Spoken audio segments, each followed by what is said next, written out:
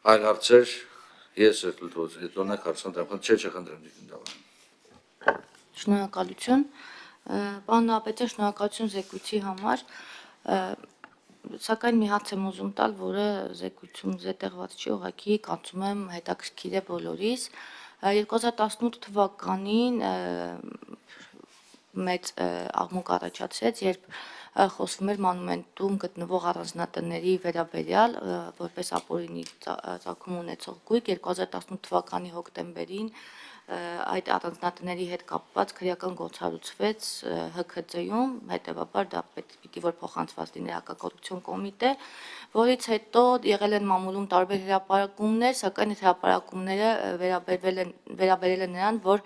հակակոռուպցիոն կոմիտեից որևէ արձագանք չկա, ես մամուլի հրապարակումներն եմ զուտ հղում տալիս, պարոն Նահապետյան,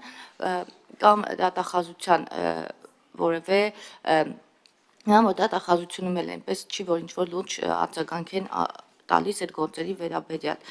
Եվ խոսքը վերաբերում էր բազմաթիվ առանձնատների, որոնց վերաբերյալ եւ հետք ուներ հետաքննություն եւ հրապարակում եւ բազմաթիվ հետաքննություններ կային։ Արդյոք կա գործ, կա վարույթ եւ բոլորս գիտենք, թե այդ առանձնատներն ում են պատկանում կամ չգիտենք, գուցե, բայց առանձնատները կան եւ գտնվում են տեղում։ Ինչ կասեք այս մասով, պարոն Նահապետյան, շնորհակալություն։ Շնորհակալություն հարցի համար Տիգին ասեմ, որ վարույթ կա, այդ վարույթը քննվում է 2018 թվականից, եթե չեմ սխալվում, որն է քննության ցկցկման պատճառը եղել, ցկցկման պատճառը եղել է նշանակված բազմատեսակ փորձաքննությունները այդ հողամասերի հետ կապված, սակայն ներկայում մենք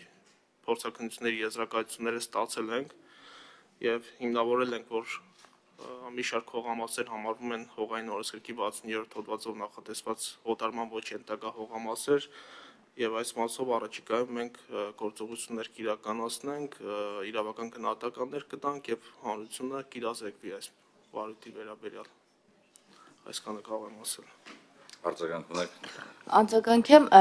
ես էլի ինչ խոսում եմ մամուլից է իմ տեղեկատվությունը, այնտեղ կար, որ ինչ-որ առանձնատներ նաև վաճառվել են այդ ընթացքում, 18 թվականից մինչ այսօր, չգիտեմ դա որքանով է իրական թե ոչ, այսինքն սեփականատիրոջ փոփոխություն է տեղի ունեցել եւ արդյոք այդ ընթացիկ process-ները չեն խանգարի գործին, որտեվ նայեք 2018 թվականից գործը կա հարուցված, բայց եզրակացությունները, փորձաքննությունները այսքան տարի հետո են տեղ հասել, ես այդտեղ եմ մեծագույն խնդիր տեսնում եւ գուցե եւ ոչ թե գուցե եւ կոռուպցիոն ռիսկ էր, որովհետեւ այսքան տարի փորձաքննությունները չեն կարող ձգձգվել։ Իմ սուբյեկտիվ կարծիքով, որպես քաղաքացի եմ ասում եւ քաղաքացու տեսանկյունից հիմա մենք խոսում ենք հրապարակումներ ենք անում, ասում ենք, որ այ ապօրինի գույք են եւ այլ եւ փորձաքննությունները տարիներով հետաձգվում են։ Մենք ես այսօր կարող եմ հիմնվել ձեր խոսքի վրա, որ օրինակ պայմանական եմ ասում, այս տարի մենք ունենանք սրա հետ կապված հրապարակումներ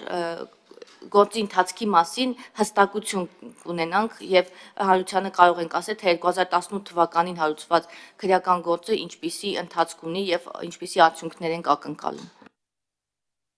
Խնդրեմ։ Այո, Տիգին, այս տարվա ընթացքում հանրությունը եւ բնականաբար դուք նույնպես կիրազեկվեք այդ քրեական վարույթի ընթացքի վերաբերյալ, ես ասացի, որ կոնկրետ իրավական գնահատականներ կտրվեն։ Ինչ վերաբերում է փորձաքննություններին, ապա պետք է նշեմ, որ փորձագիտական հիմնարկները իրականում աշխատում են աննախադեպ մեծ կերտ անաբեռնվածությամբ եւ ուշացման ցկցկումների պատճառը հենց կերտ անաբեռնված աշխատանքն է։ Համենայնդեպս այդ վարույթով մենք ստացել ենք փորձաքննության եզրակացությունները եւ ստացել ենք վարույթի համար նշանակություն ունեցող ապացուցողական տվյալներ ու տեղեկություններ։ Ինչ վերաբերում է օտարված առանձնատներին, ապա մենք ոչ միայն առանձնատների մասով, նաև հողամասերի մասով ունենք օտարումներ, այսինքն երբ որ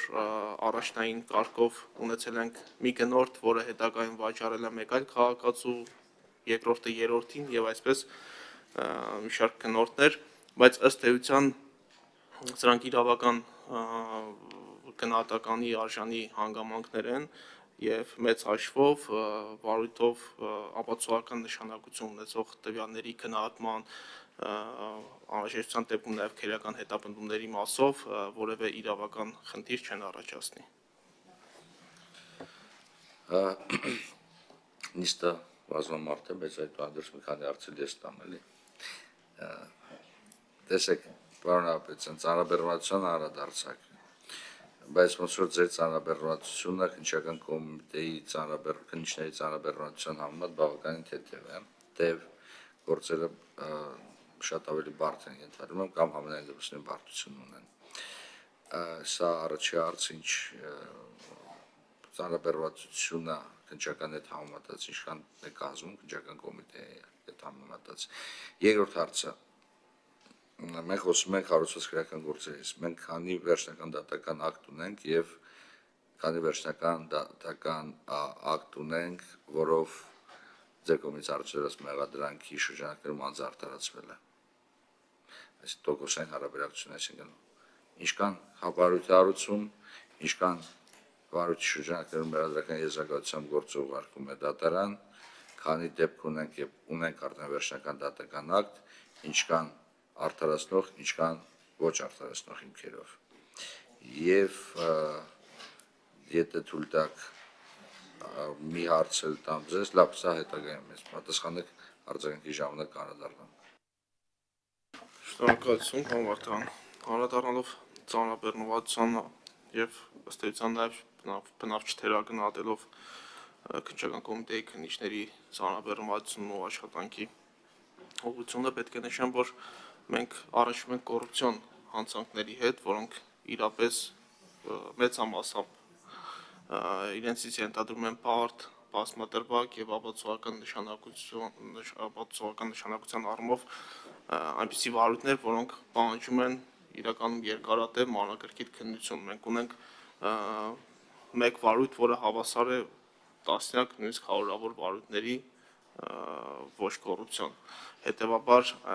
այստեղի ծանրաբեռնվածությունը ըստ էության չեն կարող համեմատության մեջ չափենք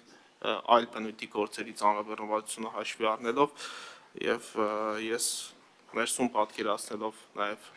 այդ վարույթների ծավալն ու բազմադրվակ լինելը կարող եմ ասել, որ այո, իրապես 59 քննիչով աշխատել այս վարույթների հետ իրականում շատ մեծ ծանրաբեռնվածություն է։ Ինչ վերաբերում է դատարանում մեղադրական դատական ակտերին կամ արտարացումներին, ապա պետք է ասեմ, որ այս մասով մենք առանձին ըստ էության վիճակագրություն չենք վարում, քանի որ դա վարվում է դատական դեպարտամենտի կողմից, նաև դատախազությունում կան այդ տվյալները եւ ավելին այս տարվա հաղորդումը, որ օրինակի համար ներկայացնում ենք ու նշում ենք, որ այսքան գործ է գնացել դատարան, այդ գործերով ավարտական ելքեր է դատարաններում մենք կարող ենք ունենալ օրինակի համար հաջորդ տարի կամ 2 տարի կամ նույնիսկ 3 տարի հետո։ Հետևաբար այս առումով ներկա փուլում մենք վիճակագրություն օբյեկտիվորեն չենք կարող ունենալ։ Մենք ընդհանրապես կարող ենք ասել նախկին տարիներին դատարան ուղարկված վարույթներով արդարացումների քանակը, եթե ես չեմ սխալվում, ընդհանուր դատարան ուղարկված վարույթների Հակակոռուպցիոն կոմիտեի կողմից ուղարկված վարույթների մոտ 4.5% արդարացման դատական ակտեր ունենք ընդհանուր թվականակի մեջ։ Սակայն այս 2025 թվականին դատարան ուղարկված վարույթների մասին կարող ենք խոսել հետագա տարիների ընթացքում, թե քանի արդարացում ունենք։ Այս արդարացման տոկոսը բավականին ցածր է, սա վկայում է Հակակոռուպցիոն կոմիտեի քննիչների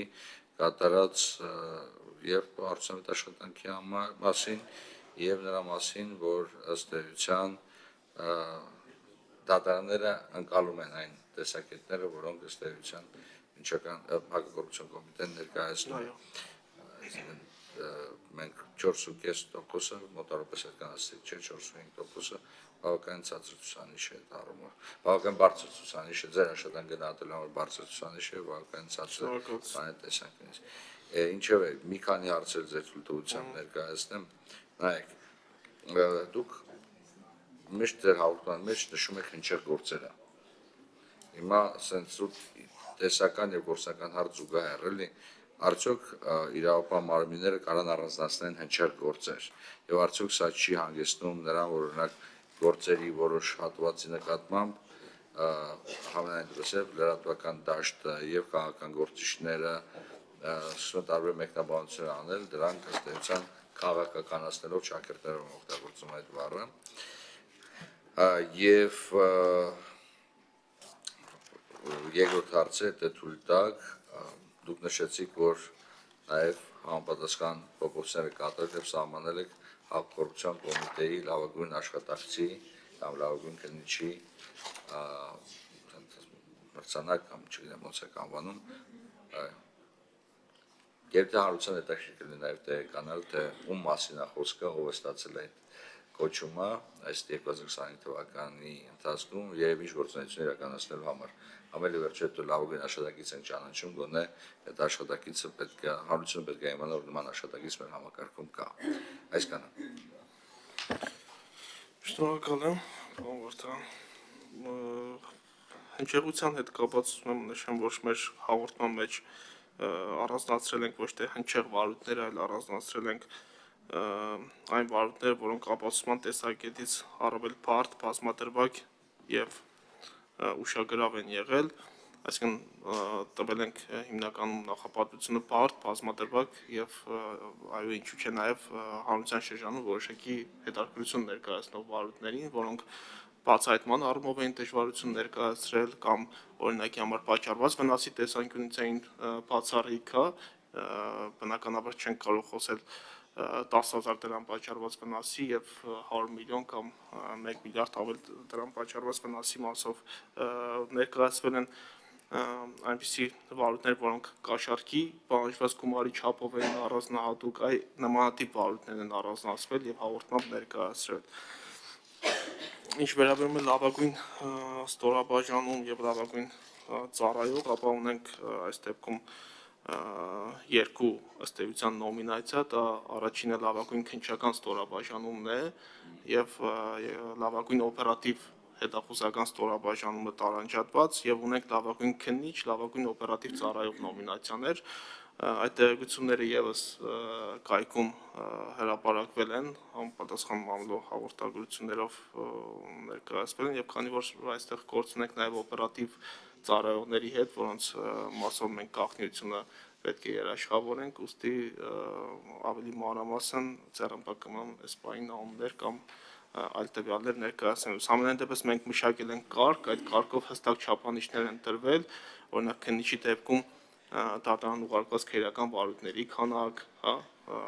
հարուցված քերական հետապնդումների քանակ, պատճառված վնասի վերականգնման ուղղությամբ կատարված աշխատանքներ, այս բոլոր տվյալները ըստ էության չափվել են համապատասխան հանձնաժողովի կողմից եւ լավագույն տվյալներ, լավագույն ցուցանիշներ ունեցող